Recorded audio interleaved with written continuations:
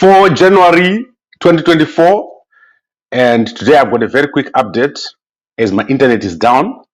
So I want to give you an update on the very important stories that are there today.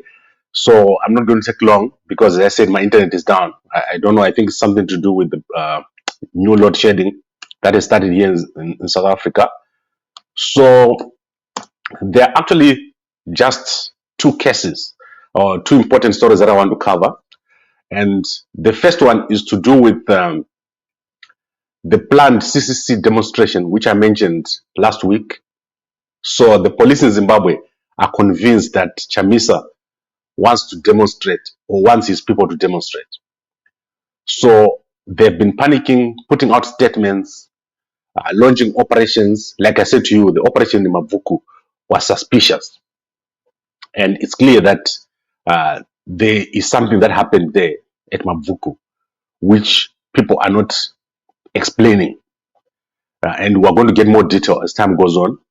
But what is important is what is in the newspaper today, which is a confirmation by Gift Ostalo Siziba that the CCC will be beginning their meetings, countrywide meetings, within the next few weeks. So Chamisa is going to be going around the country as he usually does to set out the agenda for the 2024 year. And this is something that the police are taking as a threat. So obviously, if you go and look at the newspaper, you will see that Ostalo says these meetings are going to take place, they're going to start, and they're going to be countrywide, and this is their right as CCC to have those meetings. So there will be countrywide meetings. But police are taking it as if these are going to be demonstrations or something that will cause unrest and so forth. So the spokesperson of the police, Nyati, has given a statement to the Newsday in which he said these will be crushed. These gatherings, which are illegal, will be crushed. That's what he says here. So I don't know what this means for the CCC. I don't know how Chamisa can proceed in this environment, because obviously the police have declared the CCC as an enemy. But something has to be done. The current situation cannot persist, especially pressurizing ED to sit down on dialogue. That is essential. And there's no way that they can do it. There's no way that Chamisa can pressurize ED to have dialogue through demonstrations in Zimbabwe. This would be a disaster. You saw what happened in Mavuku. And as I said, police are involved in the killing of those people who were at Mavuku, because they called police there at night during celebrations and people were found dead. The only people who were reacting were the police, and people can't just die and no one knows what happened. So you need to look at what is happening in the context of these threats by police, daily threats, and the fact that the newspaper here, the Newsday, says all state agencies have been put on high alert. So must be very, very careful going forward that the situation does not deteriorate. And when I talk of deterioration, I'm talking about moving away from dialogue, which is a certainty. The outcome of a dialogue is an agreement. Anything else is going to lead us down a path which will worsen the situation in Zimbabwe. There is no alternative for dialogue right now.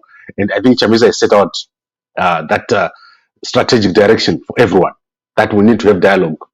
And I hope that this is encouraged by everybody, that the two parties, the CCC and ZANU-PF, they sit down, they negotiate, and the ideal outcome is a power sharing arrangement where Nelson Chamisa holds a big chunk of the government.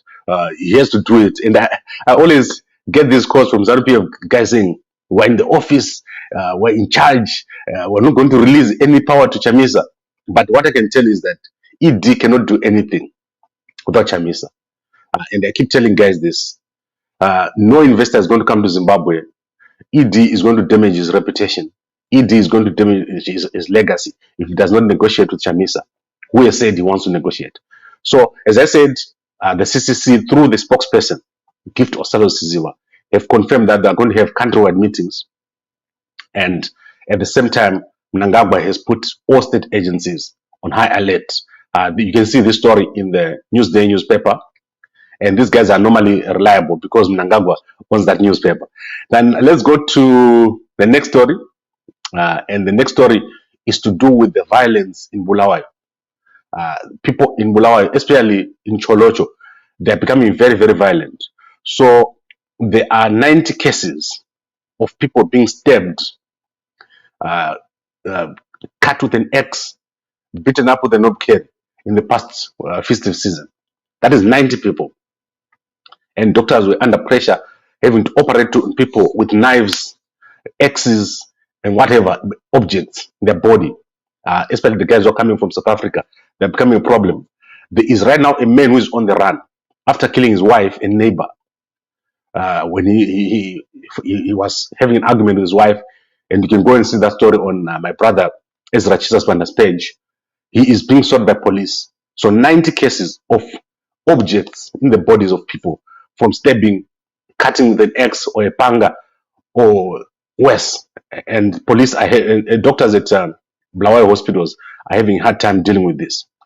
Then we have the sad case of Dr. Tinotenda Madzima, 30, who is was on the Harare Churundu Road, and he was at Chinoi Provincial Hospital. Yesterday, he was walking along the road, and a tire dislodged from a truck, and he was killed instantly.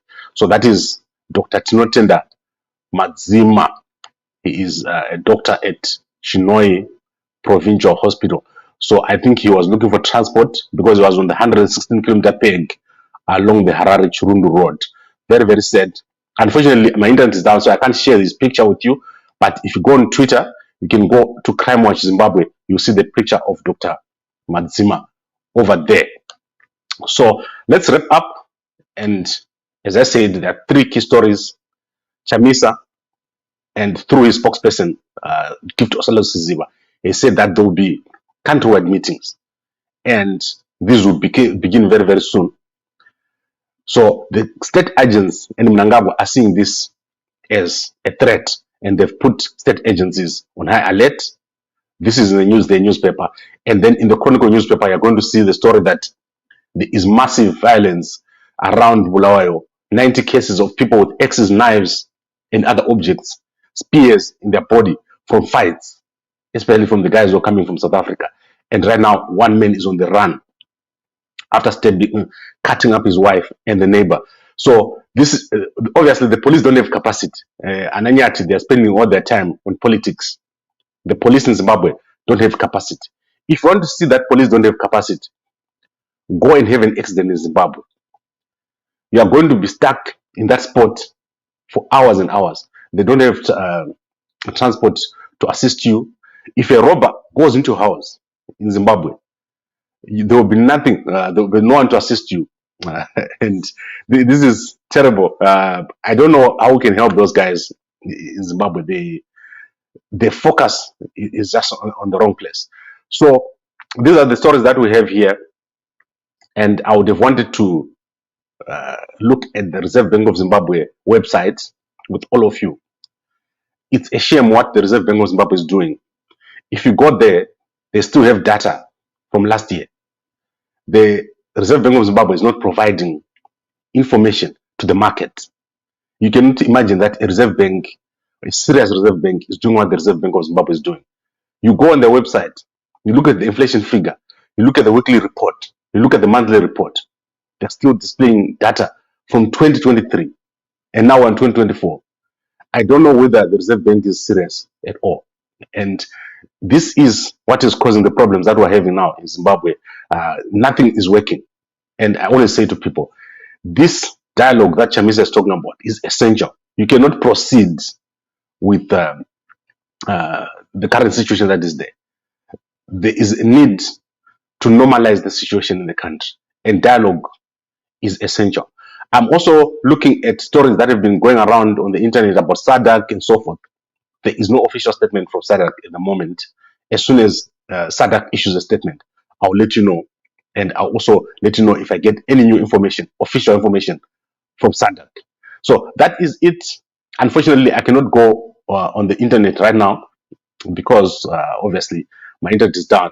So I'll be back tomorrow. I hope that the internet will be up, and then I'll be able to share documents with you and also to share pictures with you. Thank you very much, everybody. And this was the update for today. I'll see you again tomorrow. Good day to you all.